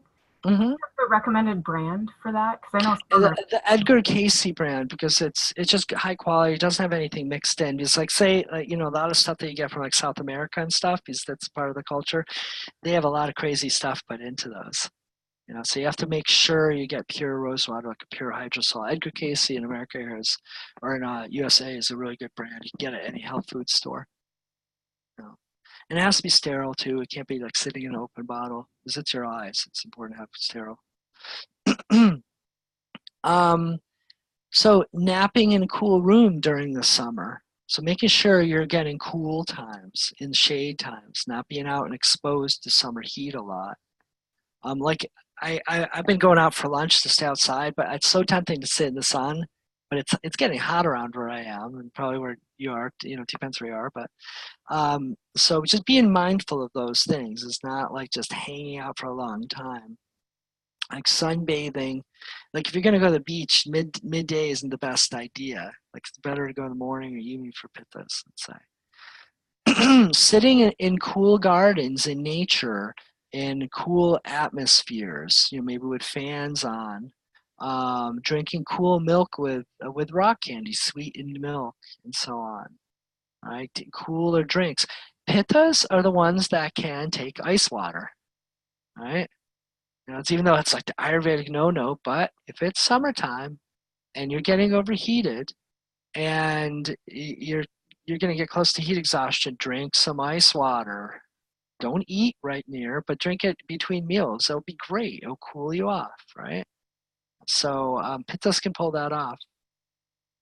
Avoiding excess stimulants, hot tea, coffee, hard liquors, things like that. Pranayam, Shitali, Shitkari is ideal. Chandra, Vedana, so inhaling through the left, exhaling through the right. Mantras. We have to be careful with mantras, Pitta, because you have to be really gentle mantras, right? Hrim is actually a nice mantra for Pitta. It's a stronger one, but it's one that kind of moves Pitta from periphery towards the solar plexus to then get deposited. It kind of helps to consolidate it and keep it in its place instead of from spreading. Right? It's a good one for, let me see, it's for the eyes too, for Alachaka Pitta. For the liver too. There's associations with the liver with that too. So what would be kind of not the difference, but like I understand like diffusing. We saw like the sharpness and diffusion versus the spreading quality. Like would spreading will be good for the sharpness, or is it? Yeah, thank you for bringing this up. It's a good question. Clarify. So we have this dichotomy between fire and water in Pitta. That's the hard part about Pitta, because it's not just like Vata's straight, Kapha's pretty straight. Pitta has a foot in both those fields in a way because it shares an element. Well, with Kapha anyways, the water element, right? And that's the confusing part, because the gunas of oily and spreading are weird, right? They don't go along with the rest of Pitta, correct? If you look at all the other ones, let's just take a look at the rest of the gunas. We have hot, sharp, light, right? And that's clearly fire. That's clearly Agni. But that spreading and oily, now it's useful for Agni because it gives Agni a fuel, just like oil is used for candles to burn. But you don't want to put oil on top of it, right? That's going to put it out. Right? It needs just enough, and it needs to have the proper relationship to really kindle Agni. So water needs the proper relationship with fire for it to work. So that oily and that spreading balance themselves. So if the sharp goes too far in one direction, the spreading or diffusion can help bring it back. If the hot goes too much, the oily can help it. Okay, but that's going to be more of a cool oil. It just depends. Again, you got to think. But there's this balance within Pitta. Pitta in itself is self-balancing, which none of the other doshas are. Right? Because Pitta is the balancer. Pitta is the transformer. It's what allows for things to change. In fact, that's how all your therapies work, is through Pitta or Agni. All therapies work that way. The way that you enact a change is by putting it through the Agni and transforming it to what you want it to be, or putting it through that wall and getting through it, right? So you get that concept of there. This is the pivot. This is the pivot in Ayurveda. You know, that's what makes it, that's why a triple system is different than a dual system, like Chinese medicine, yin yang. Okay, it's like, it's basically Vata and Kapha, but we have Pitta is the axis that they turn on. Right? So that self-balancing. So like I said, that Tikshna is opposite, but it can, Tikshna, however, the wisdom of Ayurveda is we see too that Tikshna can tag on with the spreading and be sharp and spreading. That's where you get like rashes that spread and burn and are painful. That will have Tikshna and spreading. But mentally, if you have Tikshna and then you spread your attention, it'll soothe it. Is that making sense? Okay, and this is the perfect example of like India. I'd say same but different. It has opposites, but they can work together or work apart depending on the situation. So when we look at Pitta, we always have to have a discriminating eye of fire and water. Like always think that in your mind, being like, how is it showing up? Is it all fire? Is it more on the watery side? Is it both? You know, and how am I going to balance that? How am I going to help it balance? So if there's like a person that's Pitta and Kapha, and the Pitta goes more into the watery side, it can really affect Kapha, right? So sometimes we see a lot of the dampness. They share, what does the Kapha share is oily, right? Yeah, absolutely. Damp, it could be damp. Damp heat. You know, initially that will be the Pitta manifesting, but that dampness, if it gets overarching, will then become more of the Kapha. Yeah. Tricky, because what do you have to do? You have to use pungent herbs to help with that dampness, but then you have to not do too strong pungent herbs so you don't get too hot. It's hard, but it's not impossible. You know, but that's, I deal with that a lot with GERD, acid indigestion, things like that. That's often how that shows up, right?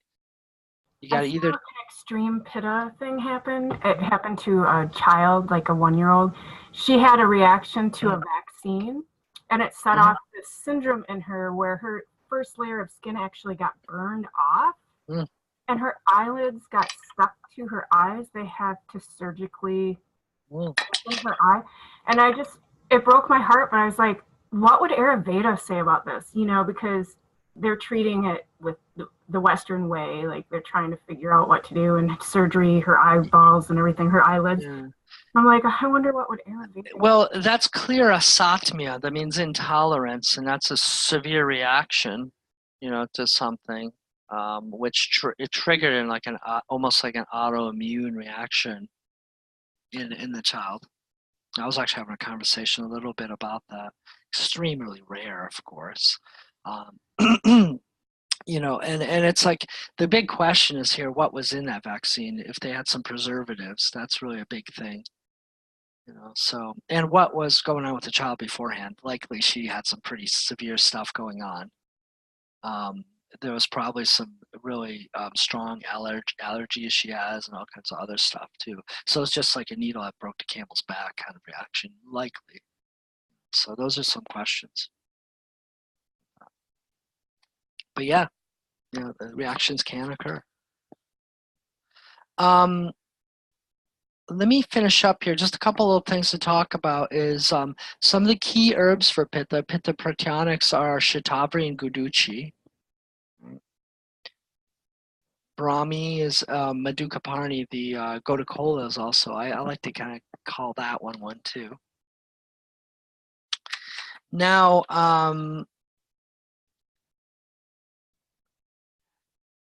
Pitta, like Veracean substance, if we look at Triphala, for instance, we have Amalaki in Triphala is a really key one. And that's an interesting one. Amalaki's, I love Amalaki because it kind of embodies the fire and water of Pitta. Because Amalaki is sour, right? If you taste it. How many of you just tried Amalaki? It's sour. It's like, what the heck?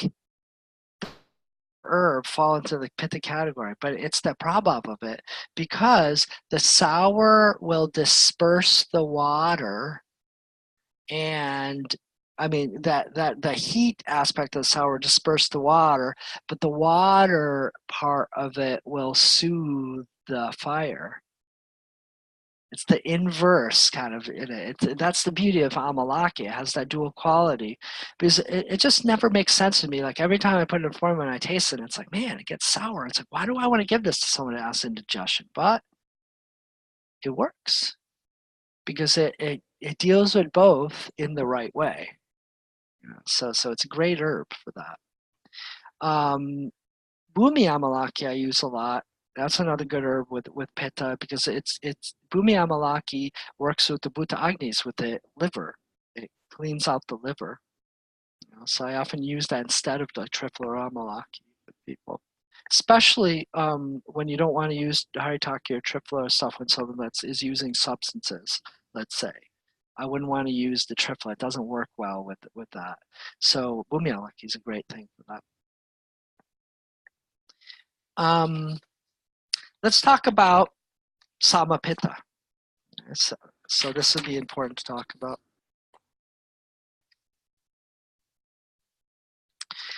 So Samapitta,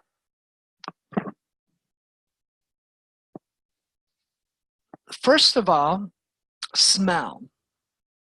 We talked about that fleshy smell. So like Pitta always will have, well, normal Pitta aggravated will have a strong odor, but it won't be unmanageable. You'll be able to smell from them if Pitta's aggravated, but it won't be like, oh, it's like kind of like the scent of like a strong food versus a scent of the strong food left outside in the sun for 3 days.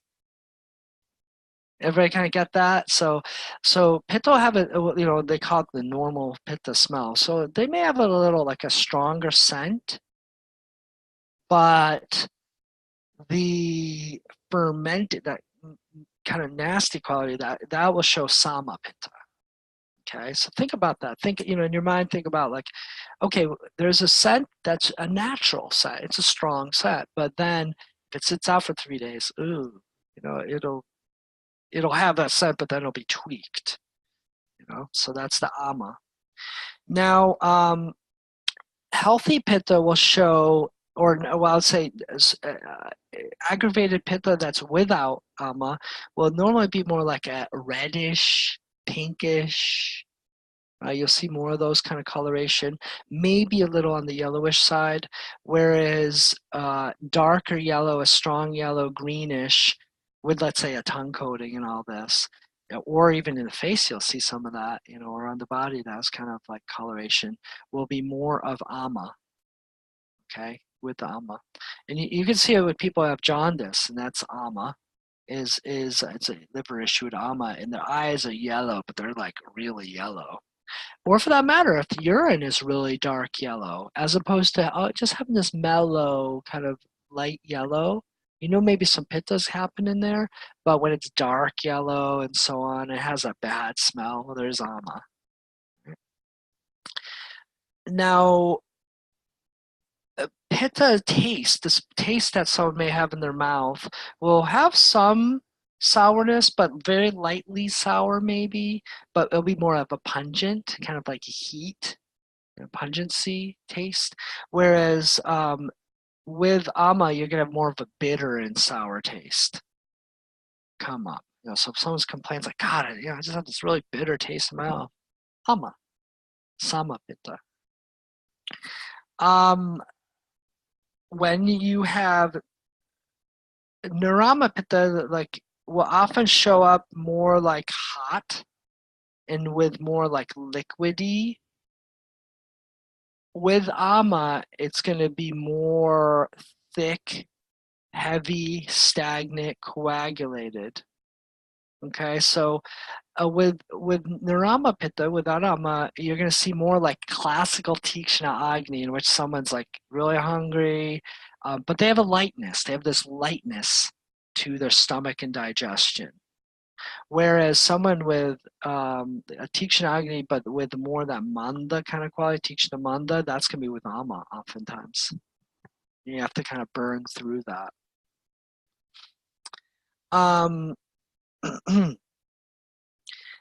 With pitta ama, you're going to see more heartburn and that kind of like nausea. You're going to oftentimes see diarrhea, fatigue, maybe fever, skin issues.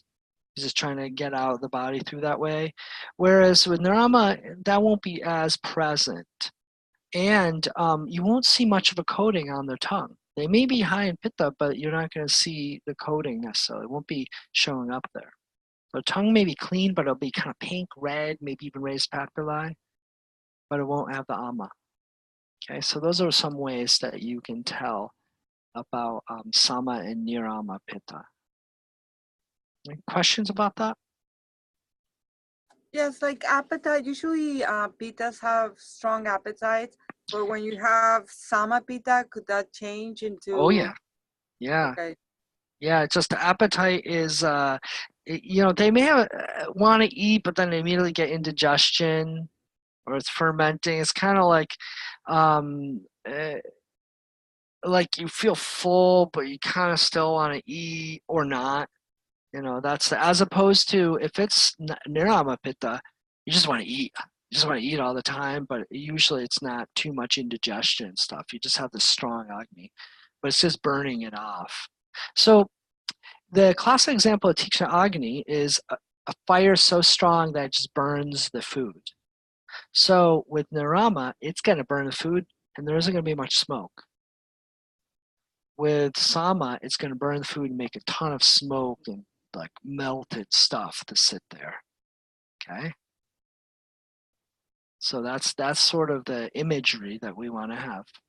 It's going to make this sludge, the sama, as opposed to burn it clean. It just gets burnt up, and you're just not getting nutrition. You just got to keep eating and eating and eating. Have you had clients like I just have this person really close to me that's a pit like the typical pitta, aggravated pitta with sama pitta, and he would like his compliance is very low because he won't, he's very stubborn and he's like the typical pitta. But would you think that treating someone with pachan herbs and just get rid of ama and a little bit of diet could do the trick for them to continue or continue continue doing what they do if they're not going to make like deep changes? Great question here. So I had a client yesterday. I was very much the same thing. Go to pharmaceuticals. That's where pharmaceuticals work great. I'm always saying that in that there's two things. Is pittas usually aren't stubborn, but they're skeptical. So you got to prove it to them. So if you give them such strong stuff and it works, then they'll probably listen to you a lot more. Otherwise, pharmaceuticals, that's what they're developed for people that aren't going to change their lifestyle. Like, here's my example, is I have a client that has acid ingestion terribly, he wants to get off omeprazole, the typically prescribed thing, which just basically kicks your stomach acid right down. It's an acid blocker, so it works for that. So, his body's already dealt with that for 30 years now.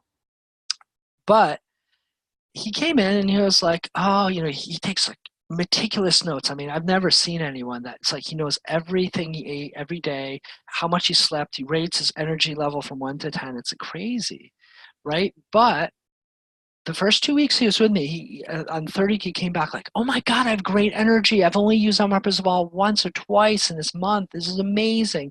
I'm like, wonderful, wonderful. So I'm giving him, and I was just using like Pitta Digest and some simple stuff. And then things went downhill. And after like 3 months of working with him, I'm like, what gives? Why, the formula is good. They should work. What's going on? And he's just like, oh, I don't know. I'm not really falling for this. I'm like, so? And then he's like, he basically went back to eating what he wanted to. He thought that this could just be like omeprazole and going back. And, and I'm like, so we picked through everything. It's like, wait a minute. Those first 2-3 weeks, you didn't snack and you had very light dinners. And it worked. And it's like, oh yeah, when I don't snack and I, eat light dinners, or I don't eat out like that, I go to like, a spicy Indian restaurant for dinner, then yeah, I feel pretty good. I'm like, why don't you do this? Like, what is going on here? Like, what's going to make you better. Are you wanting me to come up with a formula that you can do whatever you want? And, you don't have to be that strict? Is that what you want? Well, keep going with omeprazole. Go up in dose on it. If you take more of it, take it daily. You don't have to worry. It's like, so that's what pharmaceuticals are good for. It's like, it's hard, but unless someone's going to actually do more than just do herbs and more than just do other things, they're not going to get the benefit. That's why you need strong medicines. That's why they're created, because some that will do the job at a cost, but it will do the job, right? So Pitta Digest would be more for acne for Deepan? No, they'll do Pachan really well, because they don't need Deepan often, because they have some good appetite, right? Okay. So like if you have someone that with Nirama Pitta, you could do Pitta Digest before meals, but if they have Sama Pitta, you do it after meals? Well, I wouldn't use Pitta Digest, because Pitta Digest is a combo thing. It helps with kind of the fire and water. But if this is strict fire, I would give them like Shatavari before meals, or something to dull that fire. I'd give them ghee before meals. Shatavari ghee, for instance, before meals would probably be lovely. So it would dull the fire, it would feed it, it would nourish it. So you want to turn down that appetite. You want to dull it a little bit, but in the proper way. Not to create ama. Soothe it. Right? That's great. Thank you. Absolutely. But you got to make sure they don't have the sama. Okay, that's an important piece. And CCFT away from meals, just kind of throughout the day to kind of cool off the digestion, but kind of keep it supported is not a bad way. Mint, CCF mint, right? CCF with slippery elm or licorice, is lovely. Things like that. Okay, so clearly we're not going to get through all the things this class. Let me ask you a couple things. And I would like to finish this up, and it'll give you opportunity to read up the chapters. What we got left is kapha, and then kapha, and good conversation about nirama and sama kapha, right? That's kind of interesting. And then I wanted to then take some time with you to go over sama and nirama of the malas. That won't take too long, okay? Because that'll help you like specify and get a little more fine-tuned. And then next class I'll include nasya, but we'll probably take most of the class, so we won't really have so much of the time for review or so on. But there should be plenty of time for just questions. Let me give you a little update, of course. So this is class 9. Class 10's coming up, and that's your last class. And I'm going to be working on a study guide to give you sometime this week. Okay, I'll usually attach it to class 10. But I'll see if I can get it to you off as early as possible. So we'll be working with that. I'm not decided yet if I'm going to give you much homework or I mean, you got homework from this class, but as far as your workbook for next class, I think we're probably good. Give you some more time to study. Okay, and we're going to have a final exam will be added to your class next week. Okay, I'll be working on that to create the final exam. It may not be, again, loaded up on the exact day, but within a day or two, because it's a little more complicated procedure. So patience with that. But after, like within a few days after next week's class, your exam's going to be there. Your study guide should be there. But the study guide is just general. It's just going to list out what we've covered, basically. But remember, start studying, go over all the subjects we've talked about, read up on some of the chapters. It's not going to be hard. We're going to keep it pretty simple because there's so much kind of material here. I'm just going to make sure you get the basic concepts. And this is like, this is the last of the classes for the kind of comprehensive overview of the Ayurvedic health counselor. Right, you still, of course, have to finish your internship and so on, and get some more hours and all that things. Okay. So once we finish our intern hours, we can now do the Ayurvedic health counselor tests with NAMA. I believe so. I don't know all the details of what's being required because they're making. I'm not sure about like the yoga philosophy and so on class. So that's kind of up to Jackie and the crew about what I was told by Mary that for our group, I'm assuming pretty much everybody here is in the group I'm in. They sent out an email saying for Ayurvedic practitioner, we had 8 classes that we're supposed to do.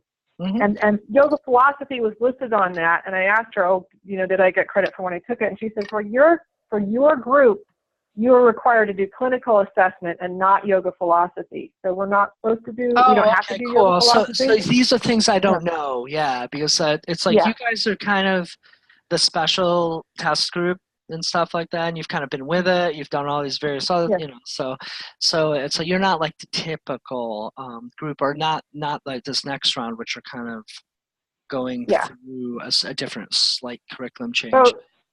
So we were supposed to do, I think, the yoga therapy foundations, the nutrition, clinical assessment, Ayurvedic anatomy, and Chikitsa, and then for the full Ayurvedic practitioner, Panchakarma, advanced herbology, and Ayurveda. Yeah, I guess so. And whatever else gets added. Will you be teaching Panchakarma in the fall? They haven't told me anything about that. So you may not see me for a little bit. I will be on your internship though. So okay, good. We'll be checking into an internship. But as far as the other classes, Uma's going to be doing the women's health, which is kind of what it is. She'll be with you starting this summer. She's going to start with those classes. And KP is doing the herbology, but then they haven't talked to me about Panchakarma there. I'm not sure if I'm going to do that, by the way. It's like, good. It'd be great if you did. But we'll see. There's other classes, just so you know. That's not enough to actually have your there's a bunch of there's more to be coming. You're going to need to get a lot more hours because remember, you've only done technically 600 hours. You need 1,600 or 1,200, with the Ayurvedic practitioner. For the practitioner. Yeah, so for the practitioner. If you do the math, but for the classes. The wellness counselor is 600 hours, though, right? Yes. Okay. Yeah. So that'll be one thing. So I'm sure I'll be in the mix, but we haven't gotten that far yet because we're also, as you know, with a curriculum change with NAMA, which means you're going to have a lot more online time with people. You have to. Because they're changing to being all contact hours. So it's a big change. You guys are lucky. You're kind of getting in with the little pre-phase with this stuff. Although lucky or unlucky, I mean, it's just a lot more time. Cheers. Okay, well. I just have a quick question. Do we continue doing internship until we have our full 50? Yeah, exactly. You got to keep going until it's done. Okay. Yeah, you got, and remember, you're keeping track of your hours, your contacts, client encounters. So you got to keep going until it's done. How many are you all getting? I mean, I'm curious. I'm going to guess you probably have around 20. If you've been on all the calls, which quite a few, attended a lot of them, you probably are getting around 15 to 20 at least. I missed one call, but I think I'm about 14. Yeah, okay. Good. Yeah, that's what I was estimating. So we haven't really had a chance. We've had one call, we've had 3 clients, but besides, we're doing about 2 calls. Are you talking about how many clients we have personally, or how many clients we've observed in clinic? Because that's the way that you're actually getting the credits for. Oh, so we get credit even if it isn't our personal client? Yeah. Oh, I didn't know that. That's why you need to attend the calls, because you're documenting. You don't get credit unless you document that case and put it into your Google Drive. So you got to be writing down all that stuff, because you're all involved in that. You're all helping out to create everything. You're going through it. There's some suggestions, so you get credit for that. That's the nice thing about the grand run stuff. Mm-hmm.